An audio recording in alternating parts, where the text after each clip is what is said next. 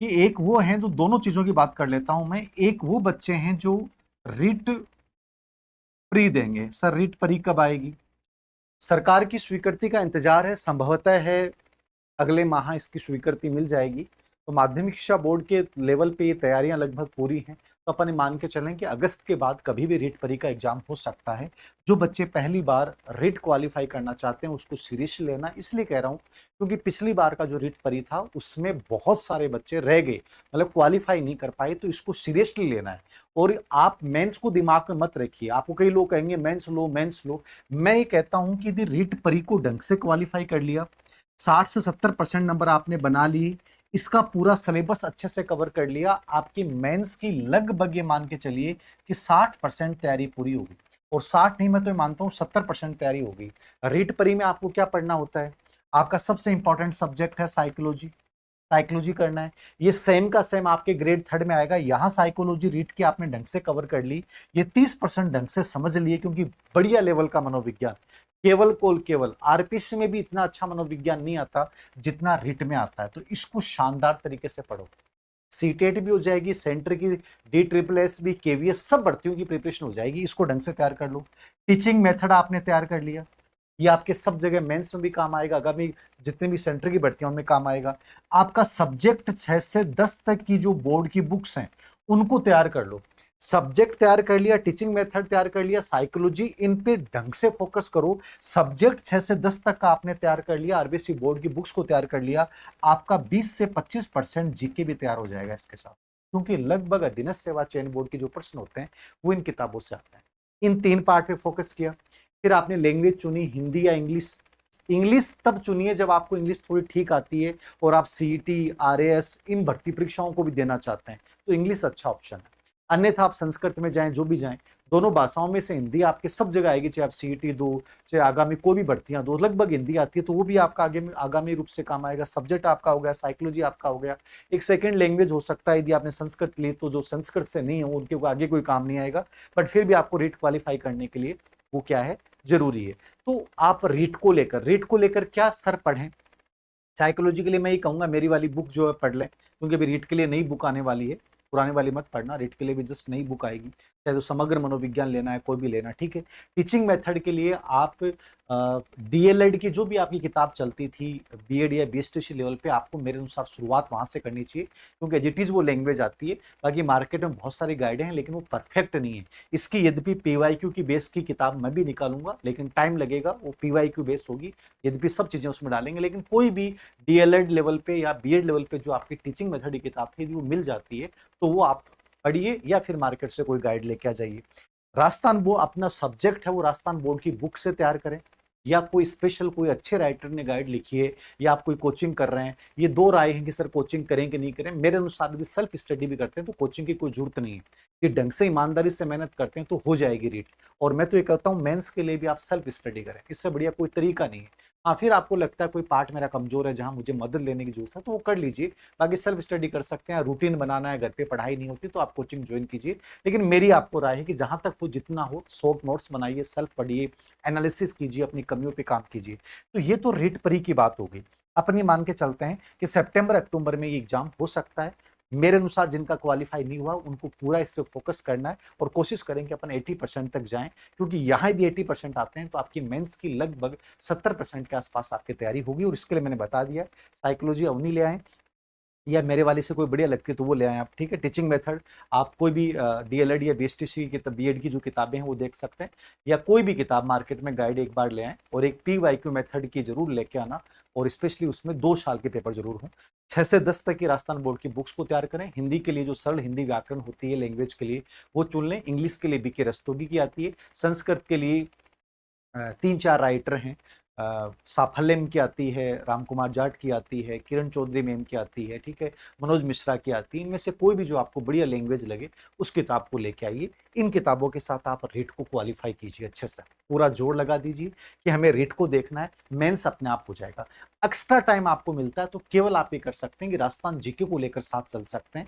Rajasthan GK के लिए कोई भी एक टेक्स्ट किताब हिंदी ग्रंथ अकादमी की, जैसे इतिहास कला संस्कृति वाली पार्ट है वो ले लिया, ज्योग्राफी के लिए हरिमोहन सक्सेना ले लिया, ठीक है, पॉलिटी के लिए जो भी कोई गाइड है या कोई भी किताब है जैसे राहुल चौधरी या कोई भी हो उसकी एक ले लिया आपने और उसके पीवाई क्यू निकालिए। इस प्रकार से आप रीट को लेकर चल सकते हैं, ठीक है। उसके बाद वो बच्चे हैं जिनका सर मेंस के ऊपर फोकस करना है, हमारा रीट ऑलरेडी क्वालिफाई है और हमें केवल मेंस पे ध्यान देना है। देखो सिलेक्शन नहीं हुआ, रोने से कुछ नहीं होगा। कई चीजें हैं, अपने दिमाग में बहुत सारी चीजें आती हैं, सर 2 नंबर हो जाते, 4 नंबर हो जाते, कोई नहीं सुनने वाला। यदि आप सिलेक्शन की लिस्ट से बाहर हैं इसका मतलब कुछ नहीं हो सकता। आपके पास एक ऑप्शन है कि आप जबरदस्त मेहनत करें। सोशल मीडिया पे या किसी टीचर के सामने रोने से कुछ नहीं होगा, कोई संवेदना व्यक्त कर देगा।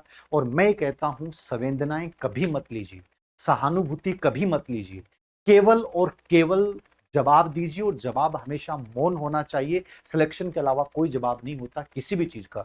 तो मैं आपको यही कहूंगा, ना हार मंजूर है ना रुकना मंजूर है। मैं जुनूनी हूं, बस आगे बढ़ना जानता हूं और आगे बढ़ के आपको दिखाना है। और ये एकमात्र तरीका है जिसके माध्यम से आप अपने आप को साबित कर सकते हो। तो जो बच्चे असफल हुए हैं मैं उन बच्चों को कहूंगा कि आप डायरेक्ट फोकस करें मेंस पे। अब मेंस पे सर कब एग्जाम होगी, क्या होगा? देखो 2 चीजें हैं। अध्यापक भर्ती परीक्षा आएगी, सरकार को ही पता है, कोई बहुत ज्यादा अच्छा माहौल नहीं है सरकार के लिए भी फिलहाल, ठीक है।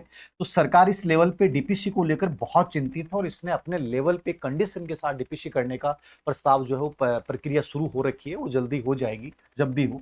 आप मान के चलिए कि 15,000 से 20,000 के आसपास अपने पद इसके सामने हो सकते हैं। कब आएंगे सर? पहले रीट परी होगी, उसके बाद आप मान के चलिए कि मैं मानता हूं फरवरी मार्च के आसपास मान लो विज्ञापन आता है ग्रेड 3 का, तो जून जुलाई 2027 तक अपन मान सकते हैं कि प्रक्रिया, आपकी भर्ती प्रक्रिया हो जाएगी। टोटली आपके पास 1 साल का टाइम है और 1 साल बहुत ज्यादा नहीं होती। जो शुरुआत में मैंने बात बोली है, आप में से अधिकतर बच्चों का सिलेक्शन इसलिए नहीं होता कि नंबर परसेंट डिलीट हुए, तो बड़ा रीजन है ही, इसमें तो कोई डाउट ही नहीं है।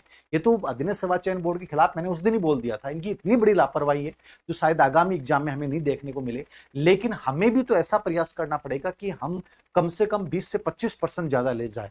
तो उसके लिए थोड़ा सा आपको मैंने पहले ही बोला है कि जब तक सिलेबस का 10 बार रिवीजन नहीं होगा, जब तक अपनी कमियों पे काम नहीं करोगे, जब तक पीवाईक्यू का एनालिसिस नहीं करोगे, जब तक अच्छे से टेस्ट सीरीज के माध्यम से आप अभ्यास नहीं करोगे, तब तक आप एक बहुत अच्छे योग्य अभ्यर्थी साबित नहीं हो सकते कंपटीशन में।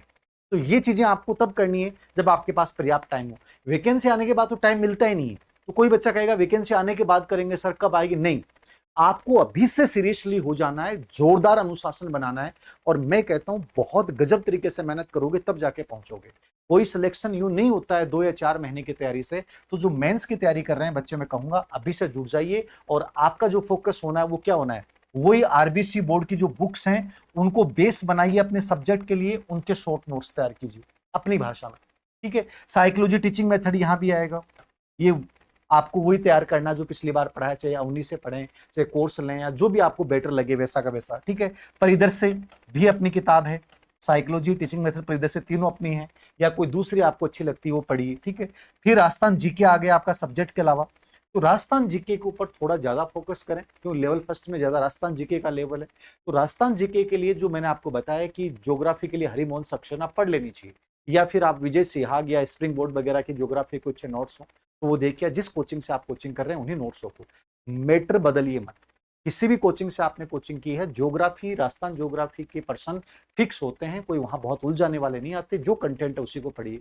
ऐसे ही पॉलिटी, राजस्थान पॉलिटी है तो पॉलिटी में जो भी आपने पढ़ा है, जो किताब है, या तो किसी कोचिंग के नोट्स हो या कोई भी एक गाइड के रूप में हो, ठीक है, वो किसी की भी गाइड हो, किसी पब्लिकेशन की हो, मैं कोई पर्टिकुलर गाइड का नाम नहीं लूंगा, लेकिन जो आपको अच्छे लगे कि सर इसकी लैंग्वेज अच्छी है और इसमें साथ में पीवाई के एनालिसिस भी है, तो उसके आधार पे उसको पढ़िए। ऐसे इतिहास, कला, संस्कृति में अलग अलग किताबें आती हैं, लेकिन ये मैं कहूंगा कि इसमें स्पेशली एक किताब आपको जरूर पढ़नी चाहिए, हिंदी ग्रंथ अकादमी की ठीक है ना। जो किताब आती है इतिहास कला संस्कृति की, वो एक बार हुकुमचंद जैन वाली वो जरूर पढ़ लेना, ठीक है। वो मुख्य मुख्य चीजें सब कवर हो जाएंगी।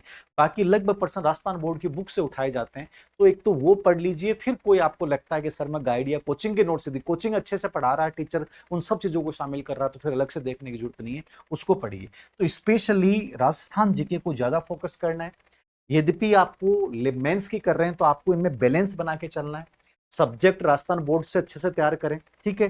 राजस्थान जीके को राजस्थान बोर्ड प्लस कोई भी कोचिंग नोट्स या कोई भी जो गाइड है या अलग अलग जो बुक्स मैंने बताई हैं, ज्योग्राफी के लिए पढ़िए, पॉलिटी के लिए पढ़िए, इतिहास कला संस्कृति के लिए पढ़िए, भाषा साहित्य के लिए पर्टिकुलर इतिहास कला संस्कृति में ही आते हैं, बाकी अलग से संस्करण भी आते हैं, तो वो भी आप निकाल सकते हैं। तो थोड़ा सा मेहनत कीजिए और इसके साथ एक काम कीजिए कि कोई भी टेस्ट सीरीज ऑनलाइन ज्वाइन कर लीजिए, ठीक है। ऑफलाइन यदि पॉसिबल नहीं होती, ऑफलाइन पॉसिबल हो तो ऑफलाइन कर लीजिए।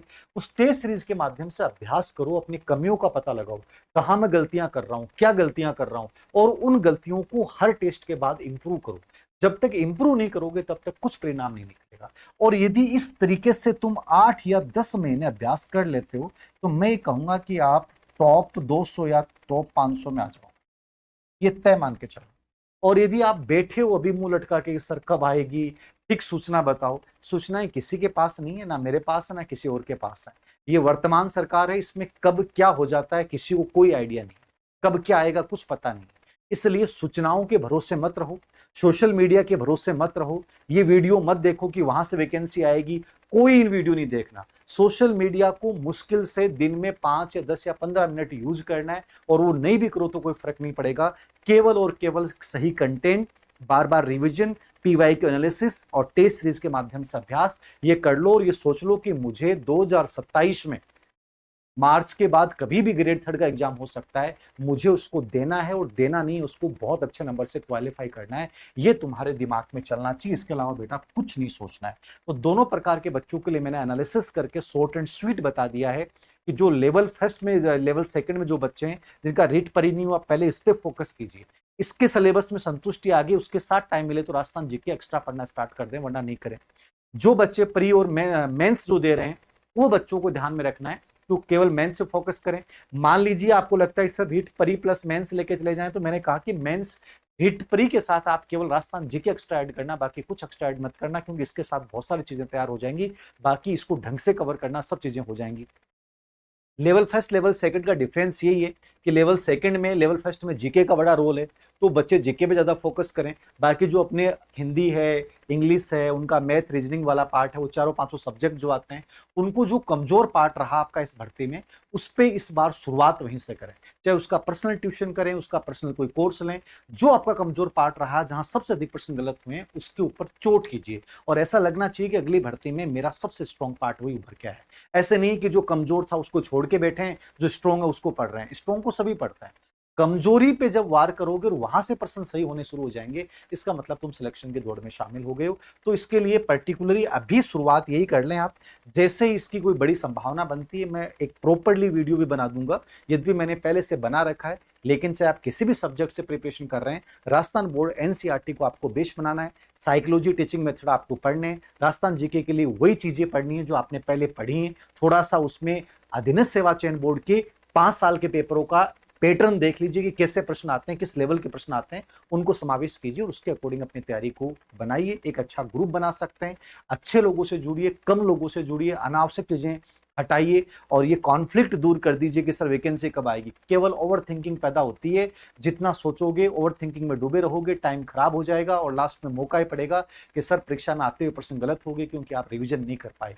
10 बार रिवीजन करना है यदि तुम्हें अध्यापक बनना है। 10 बार कंडीशन मान लो कि 10 बार रिवीजन करूंगा, एक एक कॉन्सेप्ट क्लियर हो जाएगा। ये कुछ चीजें थी जो मेरे अनुसार आपको फॉलो करनी चाहिए। जल्दी रीट परीक्षा आपके सामने विज्ञापन आ जाएगा। Thank you.